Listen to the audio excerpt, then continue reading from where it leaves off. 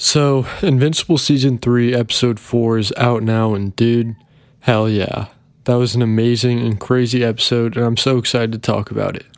Just like last time, I'm going to start with the review, then do a breakdown, and finally some speculation and prediction stuff. There will be time codes in the description if you want to jump around to any of these sections.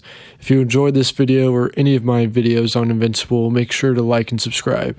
I'll be back with a new video every week, reviewing and breaking down each new episode. Alright, let's get into it. So we start the episode with what I thought was a really lovely scene involving Rex and Ray grocery shopping together. It was cool to see them in civilian clothes doing something very civilian, which was definitely the point. I'm really liking the direction they're taking these characters, and it was nice to learn a bit more about Ray and a touch of her backstory. I've got a good theory on where I think they may take her character, but I'll save that for later. I think in general, having little details like this scene are really what elevate this show to so much more than just a regular superhero show. Then we jump into Mark having Robot analyze the orb he found, which was pretty cool. I think it's cool to see how much the quote-unquote teen team respects Mark and vice versa. This is also kind of our first introduction to Rudy's actual superpower, which is being able to completely divide his attention. We've definitely seen examples of it before, but I think this ability is going to be shown more and more from here on out. I do think the example of it in the comics is pretty dope though, where they had Rudy playing video games with Oliver while talking to Mark through a robot. But I understand why they didn't do that here, since last time we saw Oliver in the show, he was punching holes through maulers and getting grounded. Anyways, the scene that follows where Mark goes to talk to Cecil is pretty awesome. I love how easily Mark just tears through the reanimant and how there's not much Cecil can really do about it. However, I do love the detail of the frequency emitters on the walls showing Cecil has learned and prepared. I also just love how Cecil stands on business in the scene. The line, "do me a favor and pretend I don't," goes pretty hard. Then we pretty quickly get into the Fight Master and Dropkick stuff.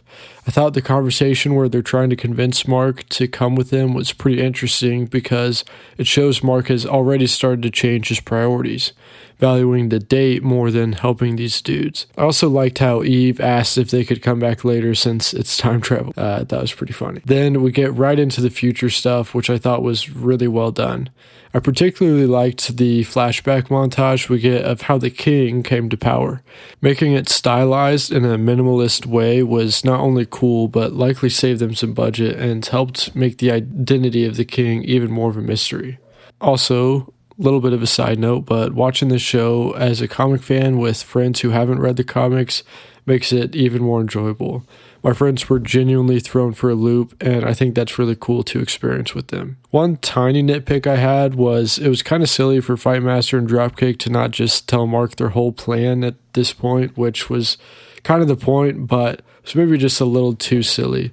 However, I think the reveal and build up to the reveal of Immortal being the king was executed, no pun intended, really well. I think Ross Marquand deserves a big shout out for his performance as Immortal in this scene. He absolutely killed it and really sold the madness of the character.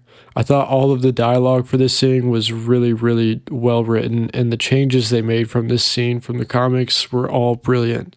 I like that in the show, Mark's hand is much more forced, even if it is still the right thing to do, but I'll come back to that in a bit. Then we get into the first date between Mark and Eve. Hell yeah, dude. I loved both of their fits in this episode, and all of it was really beautifully animated. Another scene that I wondered how they'd adapt from the comics and was really pleasantly surprised. Over some Joji too.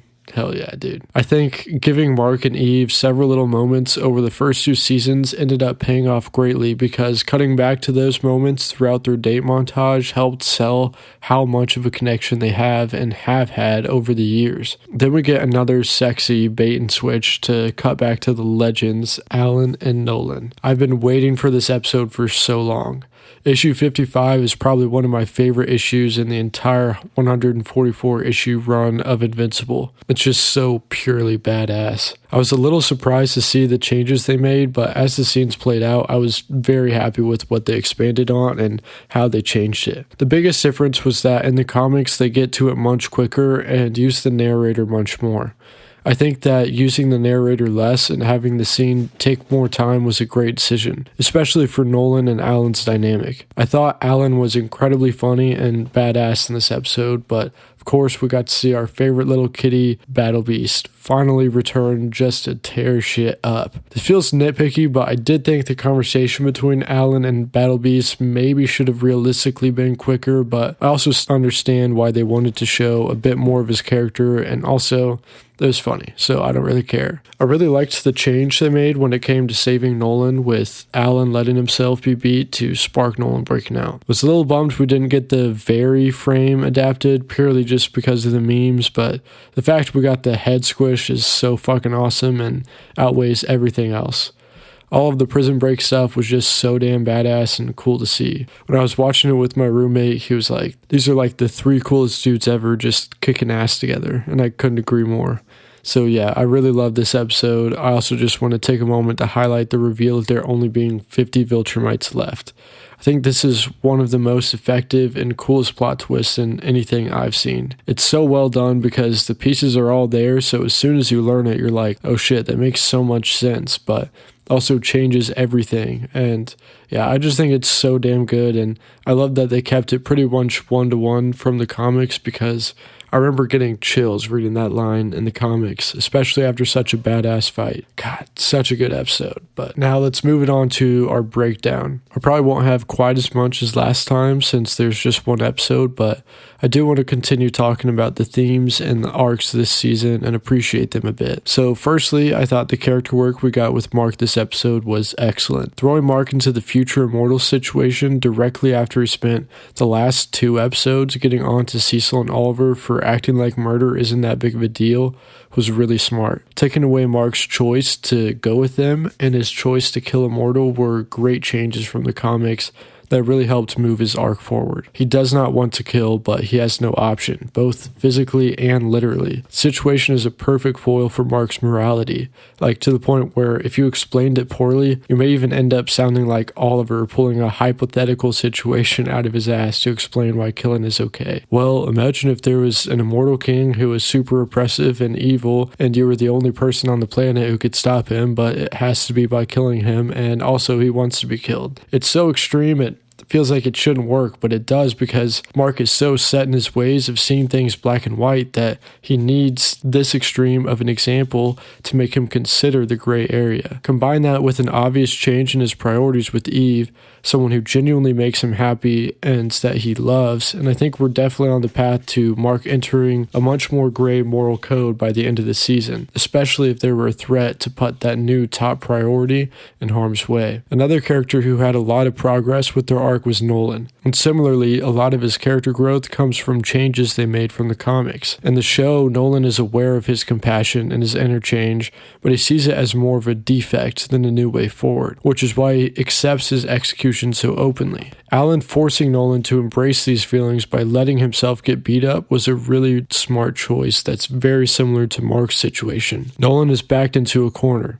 His options are to let his new friend die for him, or to embrace the feelings he's been so conflicted about and fight against his past ways. It was some really great character work that highlights the theme of this season extremely well. Alright, now to get into some speculation, spoilery, prediction stuff. So if you do not want anything spoiled for you this season, I would just go ahead and stop watching here. Alright nerds, I don't have a ton of predictions today because there's not really much new information, but I do have one in regards to our good friend Shrinking Ray. We all know Ray in the show is well past the expiration date of Ray from the comics, and they've been adding a ton of depth to her character and her relationship with Rex. But since we know Rex will meet his fate later this season, a lot of people have been wondering what Ray's fate will be. Some have speculated that maybe they kept Ray alive so that there would be more heroes to die during the Invincible War, which I think could definitely be the case, but I believe that Ray is going to stay alive much longer than that. I believe that Ray will choose to retire from being a superhero after she watches Rex die, and we won't really see Ray much again until a certain hero turned villain views her as a threat and kills her then. I don't have much in actual evidence to back this theory, but the reason I think this will be the case is because I think Ray is already starting to question if she really wants to be a superhero or not. And I think an arc like that won't just end with her dying. I think it would make more sense if she decided to give up being a superhero after Rex dies in front of her. And I don't think they would just let her character rest and enjoy retirement, especially knowing that Rudy is taking over eventually and will eliminate everyone he sees as a potential threat. Who knows, maybe I'm wrong about that, but I'd love to hear what you guys think will happen with her character in the comments below. In other spoilery talk, it looks like this week we'll be getting the Titan and the Order stuff along with Eve starting Invincible Inc. for Mark, which will be awesome because we get to see Eve in this look. Hell yeah. I think if we're getting the start of Invincible Inc., we may be getting Mark whooping Amber's new boyfriend's ass, since that's when that happens in the comics, but who knows, honestly. They may not include that storyline since show Amber is so different. Though I do remember there being some footage of Amber in a trailer or something that we haven't seen in the show yet, so who knows. They did release a few images from episode 5 already, and it looks like they're bringing back Machine Head, which is awesome because that did not happen in the comics, and the version of Machine Head we got in the show is fucking awesome.